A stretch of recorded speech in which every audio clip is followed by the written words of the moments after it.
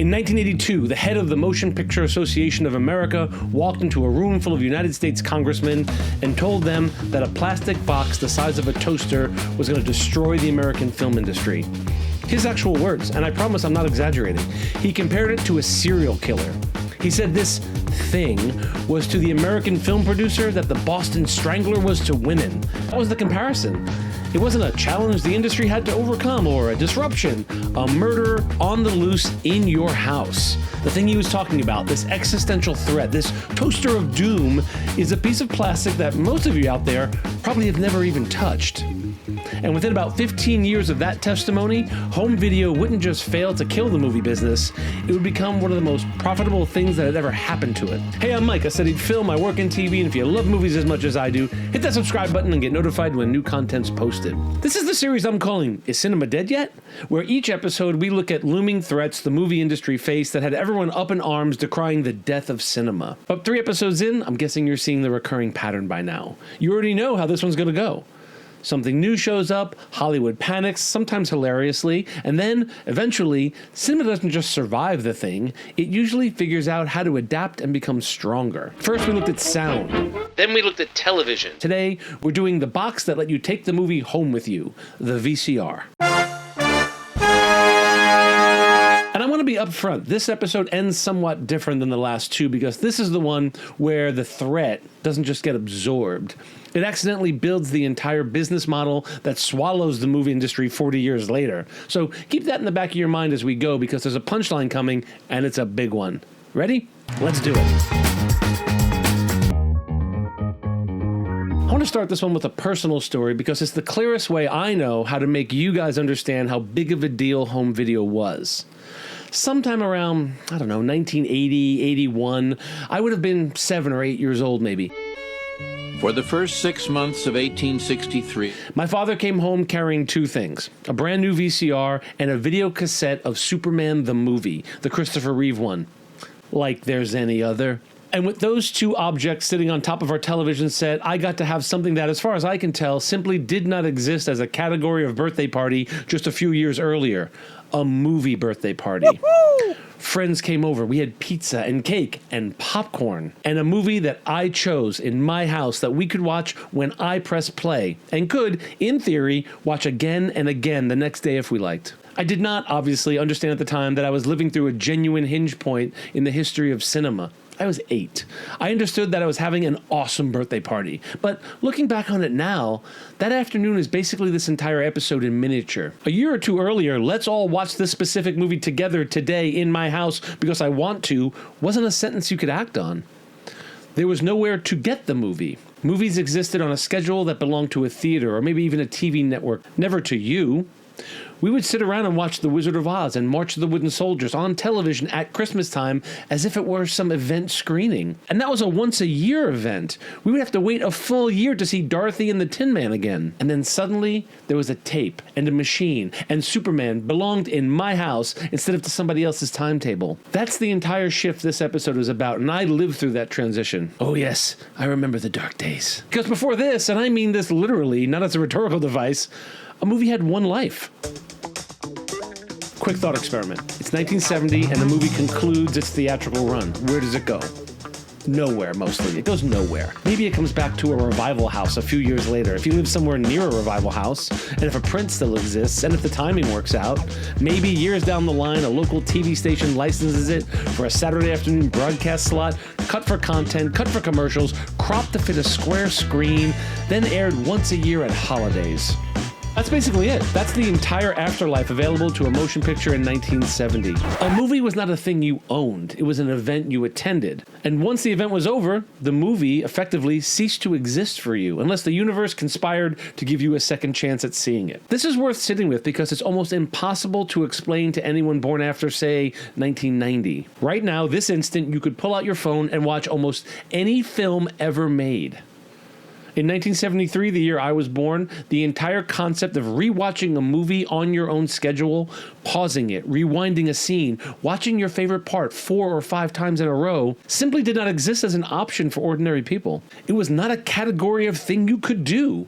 So when the videocassette recorder starts showing up in American living rooms in the mid to late 1970s, it's not really competing with movie theaters for your Friday night. Not at first. What it's actually doing is introducing an entirely new verb into the relationship between people and movies. Not just watch, but own, keep, replay.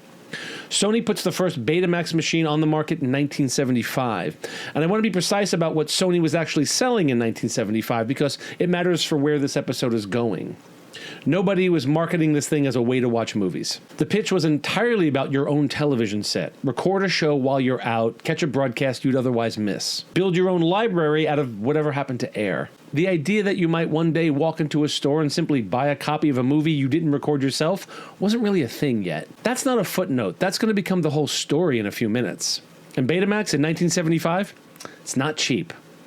Early machines run somewhere around $2,000, television included. And the tape only holds about an hour of content, which is a real problem if you're trying to record a football game. But it works. For the first time, a regular person can capture a broadcast signal onto a physical object they control. And almost immediately, 2 different industries look at that little plastic box and have 2 completely different reactions. The electronics industry looks at it and sees the next great consumer product war. And the movie industry looks at it and sees, well, we already heard what they saw. Are you surprised that Hollywood can be a little dramatic? Before we get to why Hollywood was terrified, I have to give you the format war, because it's one of the great, dumb, expensive business stories of the 20th century, and it sets up basically everything that follows. Sony had the first-to-market advantage with Betamax in 1975.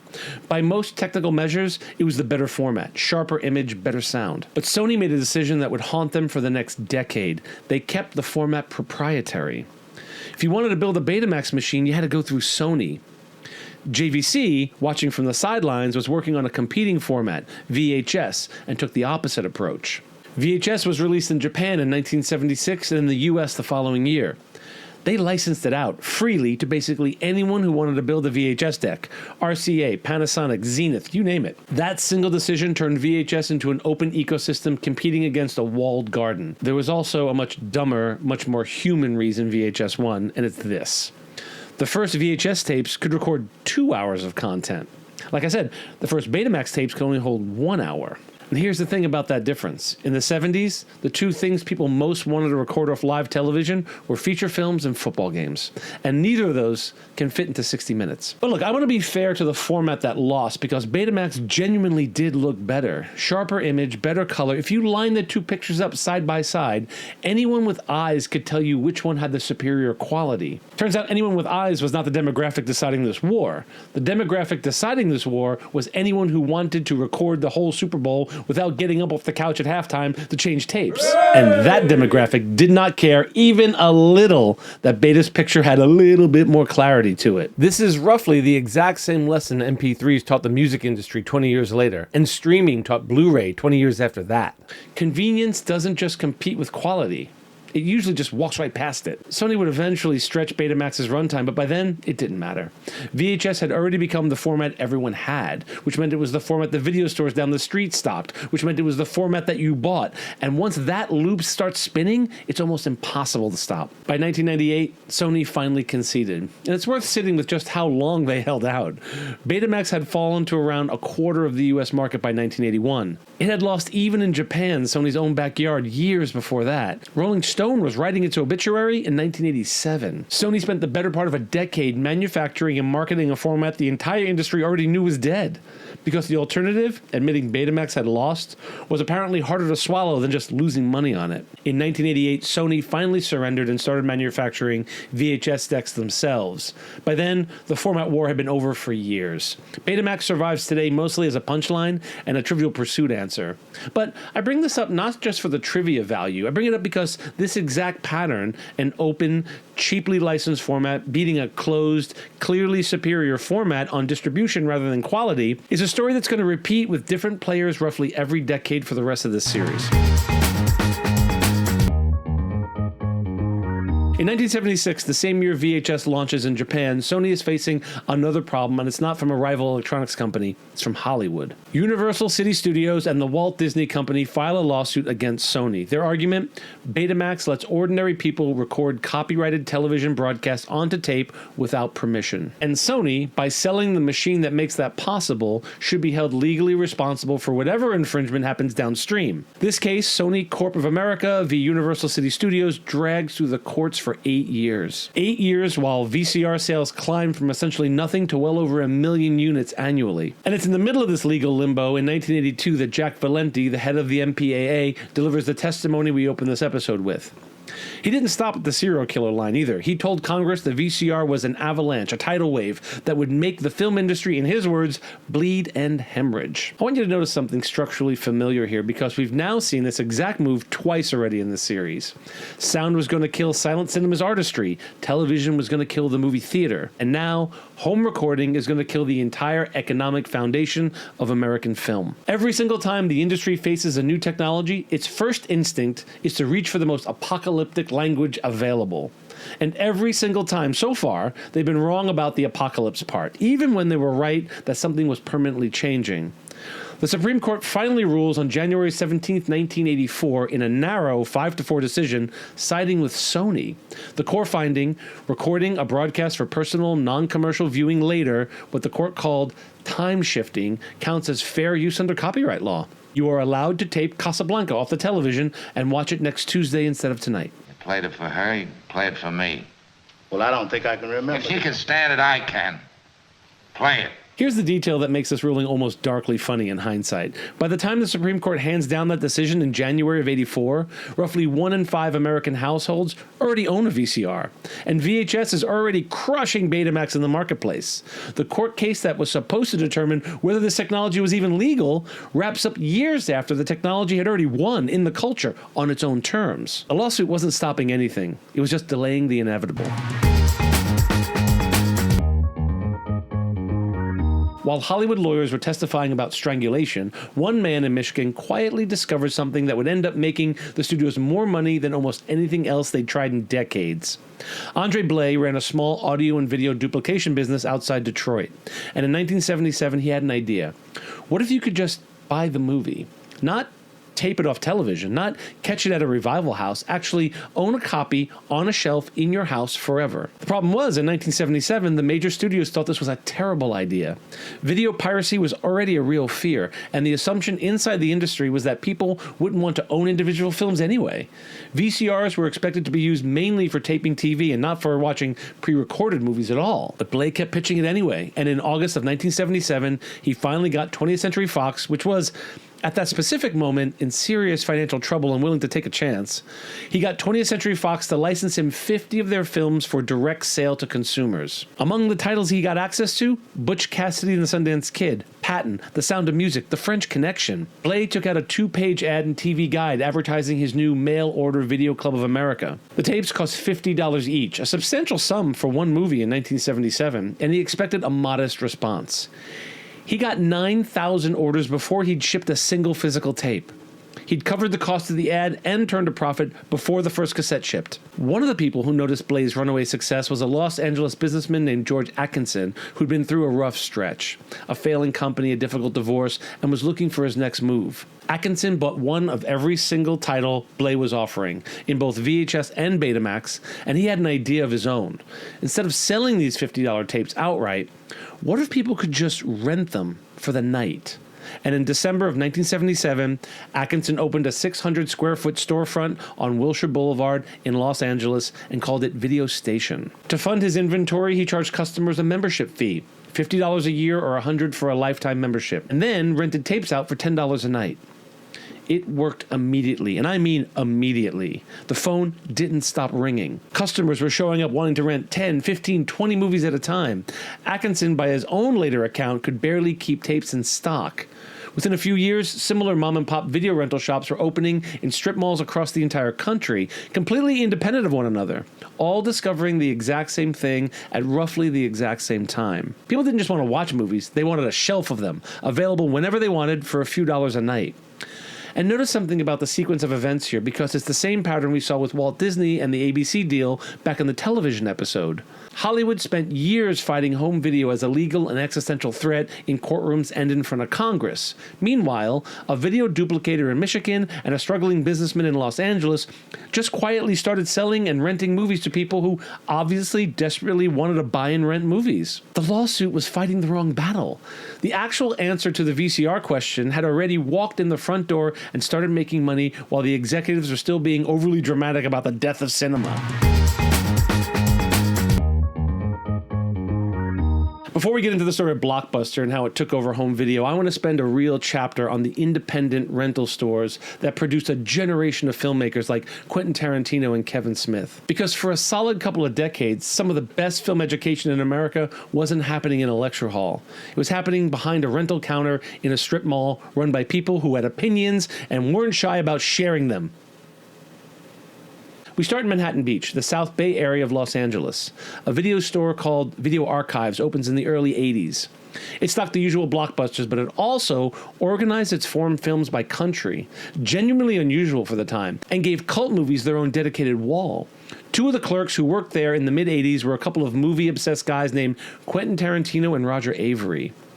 Tarantino has actually pushed back on the tidy version of this story. He'll tell you he didn't learn about film working there, that he was already a walking encyclopedia of movie trivia before he was hired, and that's why they hired him. But what the store gave him wasn't film school, it was an audience and a crew. And according to Avery, hours-long arguments about cinema breaking out with total strangers who'd wandered in to rent a tape. That's not incidental texture. The dialogue in Reservoir Dogs and Pulp Fiction, those long, digressive, pop culture fluent conversations, didn't come out of nowhere. They came out of exactly this kind of room. Now go across the country to the East Village in New York. In 1985, immigrant, entrepreneur, and self-proclaimed cinephile Youngmin Kim got tired of the pathetic video selection in the basement of the local Tower Records and started stocking tapes out of the back of his own dry cleaning business on Avenue A. That grew over the next 15 years into a small empire, Kim's Video, eventually anchored by the legendary Mondo Kim's on St. Mark's Place. A 3-story building that had once been a bathhouse, now stuffed with somewhere north of 50,000 titles. They organized shelves by director instead of genre. The section for Jean-Luc Godard just had a handwritten sign that said, God. The staff had a well-earned reputation for being unhelpful if you didn't already know what you wanted, but if you did, there was nowhere else in the country like it. This is where you went to find an Ozu film or a Kenneth Anger short or some bootleg rarity that had never had an official release anywhere in America. I have a soft spot for Kim's. I was a young NYU student, and even I felt intimidated going in there. But sometimes, for class, we had to track down hard-to-find films, and the only place that carried it was Kim's Video. The same year Kim's opens, 1985, on the opposite coast, two friends named Patty Pollinger and Kathy Tauber opened a store in Santa Monica called Vidiots, inspired by an Esquire article about the rise of exactly this kind of independent video store elsewhere in the country. Neither of them had any retail experience. Pollinger worked at MGM. Tauber worked in the music industry, but they'd identified the same gap Kim's Video had. A video store could be a curated, opinionated film education instead of just a wall of new releases. A few years after that, in 1988, up in Seattle, Scarecrow Video opens its doors and just keeps growing, eventually amassing a collection north of 150,000 titles, becoming, by some measures, one of the largest film archives of any kind, rental or otherwise, anywhere in the country. None of these stores were trying to be everywhere. That was the whole point. They were trying to have everything, the deep cuts, the imports, the out-of-print oddities that the national chains would never bother stocking. Because the math on a rare Kurosawa import doesn't work the same way the math on 40 copies of this week's big new release does. And for a certain kind of movie-obsessed kid, growing up anywhere near one of those places, walking in and talking to a clerk who actually knew and cared about movies as much as I did, opened us up to an entire world of like-minded people. It created a community. And for some, that was as close as they could get to a real film school education without ever enrolling in one. Some of those kids, it turns out, went on to make movies themselves. In 1989, a 19-year-old Kevin Smith got hired at RST Video, a small rental shop attached to a convenience store called Quick Stop in Leonardo, New Jersey. Working the video store was, in Smith's own words, his dream job, though the deal came with a catch. He also had to work the counter next door at the Quick Stop. In 1993, Smith's boss did something that quietly changed American independent film forever. He let a broke 23-year-old Smith shoot a movie inside the actual convenience store at night after closing. That movie was Clerks, shot in grainy black and white for around $27,000, set almost entirely inside the two real stores Smith actually worked in.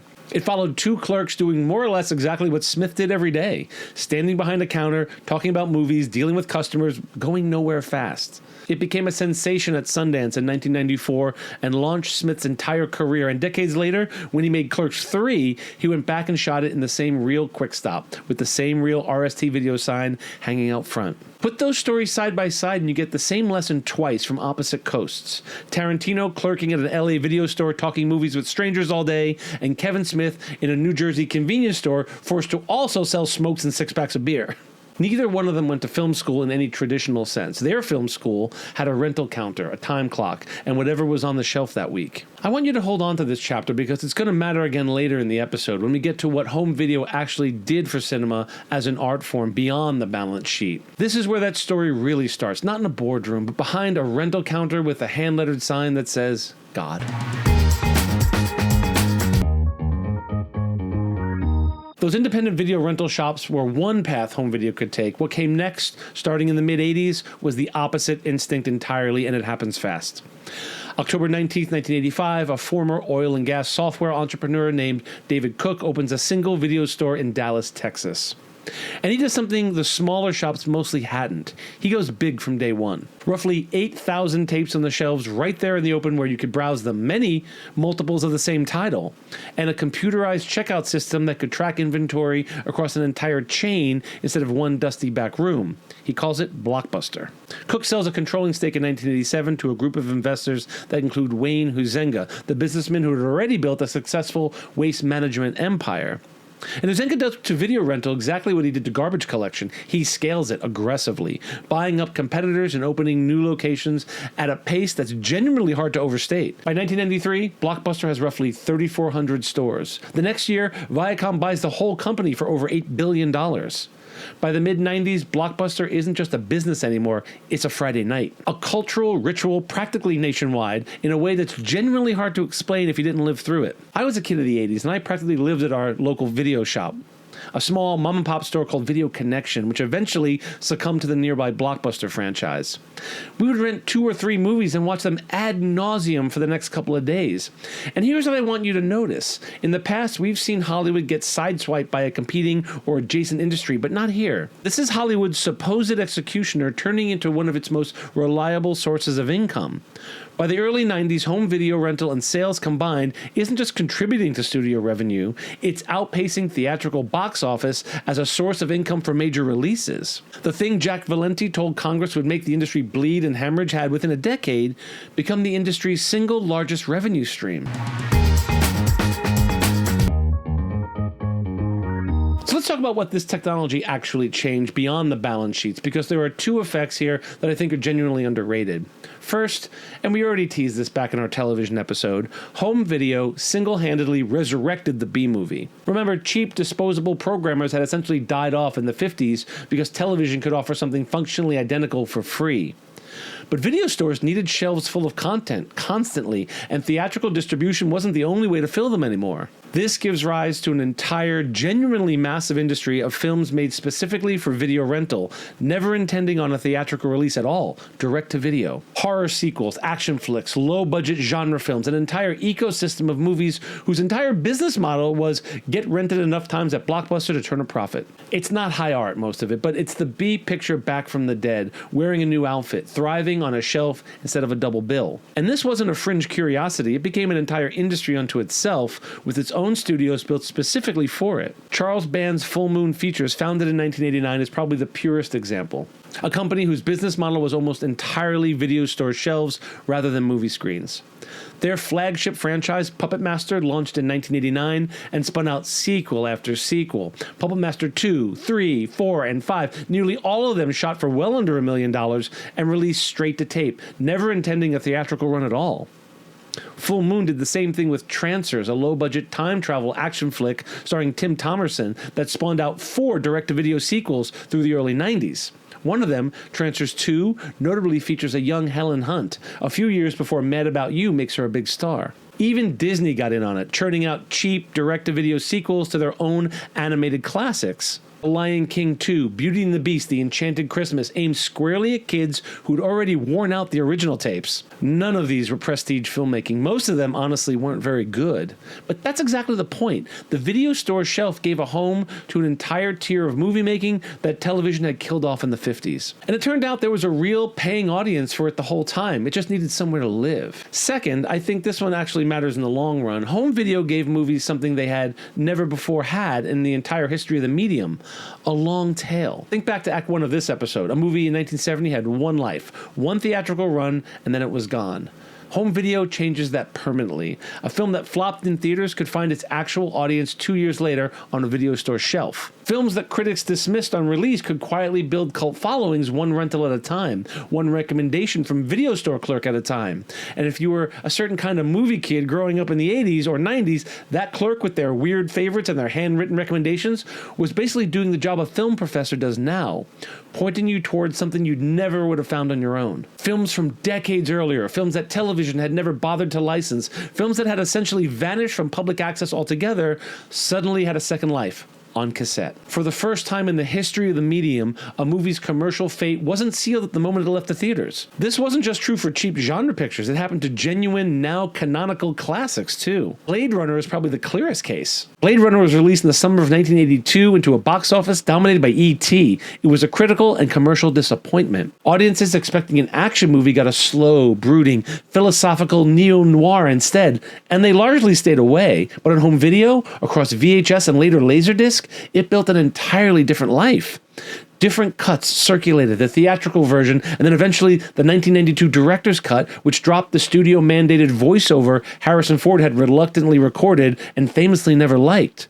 And film students and genre fans kept discovering it one rental at a time until it became one of the most influential science fiction films ever made. Nobody was calling it that in 1982. And then there's The Shawshank Redemption, which might be the single best documented case of this entire phenomenon. Shawshank opened in September of 1994 up against Forrest Gump and Pulp Fiction in the same season and made a measly $16 million domestically against a $25 million budget. After it picked up 7 Oscar nominations that following spring, Warner Brothers made an unusually aggressive bet. They pumped 320,000 VHS copies into the rental market. It became the single most rented videotape in the entire country in 1995. A couple years later, TNT started running it non-stop as part of its programming, cementing it as the cultural furniture it's been ever since. A film that lost money in theaters became arguably the most beloved American movie of the decade, entirely on the strength of its home video life. And then there's Office Space in 1999. It follows almost the identical arc a few years later after the industry had switched to DVDs. It grossed a mere $10.8 million theatrically, got pulled from theaters fast, and looked like a dead project. Then it hit DVD and started a non-stop run on Comedy Central. Within a couple of years, TPS reports, red swingline staplers, and Michael Bolton the Ass Clown had become genuine pieces of American office culture vocabulary. Fox didn't even own the rights to a real red stapler. Swingline had to start manufacturing one afterwards because so many people wanted to buy one from the movie. That's not a small thing. That's arguably the single biggest structural shift home video ever produced. Cinema stopped being purely a live event and became, for the first time, genuinely collectible, archivable, rewatchable on your own schedule, at your own pace, as many times as you wanted. Every streaming service you use today, every add to my list, every algorithm suggesting you rewatch something from 3 years ago, all of that stems from a 600 square foot storefront on Wilshire Boulevard in 1977. The streamers made that archive digital and created a whole other problem, which we'll get into in another episode. I want to close this episode with one more story because it's the seed of everything we're going to cover next time, and it's too good to save. In 1997, a software entrepreneur named Reed Hastings, along with his colleague Mark Randolph, founded a company in Scotts Valley, California with a simple idea: rent DVDs by mail, no storefront required. Hastings would later tell a story about the company's origin, that he'd been hit with a $40 late fee on a Blockbuster rental of Apollo 13, and the injustice of it all stuck with him. Randolph, for his part, has since called that version of events a tidy bit of company mythology more than a literal account. Either way, in 1999, the company Netflix launched a subscription model that eliminated the late fee altogether. People forget that Netflix started as a Blockbuster alternative. After the switch to DVDs, movies could now be shipped through the mail. Netflix took Blockbuster's model to the next logical step. Cut out the retail storefront and the late fee. With Netflix, you pay a flat rate every month and queue up a list of movies you want to see. DVDs get shipped out to your house to watch. Easy, right? You get to keep the DVDs as long as you want, mail them back whenever, and the next one ships automatically. No late fees. You just wouldn't get your next movie if you were holding on to one. Late fees, for the record, were not a small line item for Blockbuster. In the year 2000 alone, they generated roughly $800 million for the company in late fees, which tells you two things at once. How much money Blockbuster would be leaving on the table if they tried to compete with Netflix, and exactly why Netflix's business model would make them seem like the modern-day Robin Hood. No late fees ever landed as such a direct hit against the exact thing customers resented most. Netflix spent its first couple of years building real momentum, especially after it switched to a flat-rate subscription model with no late fees in 1999. But like nearly every company built in the dot-com era, it was still losing money the whole time, funded by venture capital rather than profit. And then, in March of 2000, the dot-com bubble burst, and the easy money that had been keeping companies like Netflix alive disappeared almost overnight.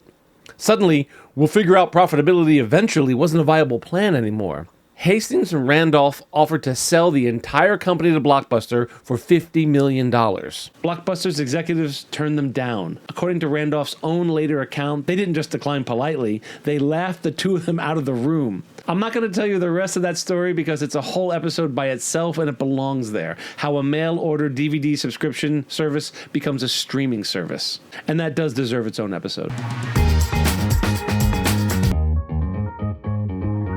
So, same exercise as always. What actually died here? The idea that a movie was a single, unrepeatable event died permanently. And I'd argue for the better. What didn't die, what genuinely, unambiguously got better, is access. A film's commercial life stopped ending the day it left theaters. Cult classics that would have vanished got discovered years later by exactly the right audience. Studio libraries sitting dormant for decades suddenly became assets worth billions instead of film cans gathering dust in a vault. And the B picture, left for dead by television back in the 50s, found an entirely new home and thrived there for over 2 decades. Here's the thing I keep coming back to across all the episodes of this series. Every single time, Hollywood's first response to a new technology is fear, framed in the most dramatic terms available. The destruction of art, the death of theater, a serial killer in your living room. And every single time, the actual outcome is some version of the same lesson. The technology wasn't the enemy. It was a mirror showing the industry something it hadn't figured out about itself yet. In this case, it's that people wanted more control over how, when, and how often they experienced a story. And whichever version of Hollywood figured out how to give them that control first was going to make an enormous amount of money doing it. Jack Valenti called the VCR the Boston Strangler. Within 15 years, home video revenue was carrying the entire American film industry on its back.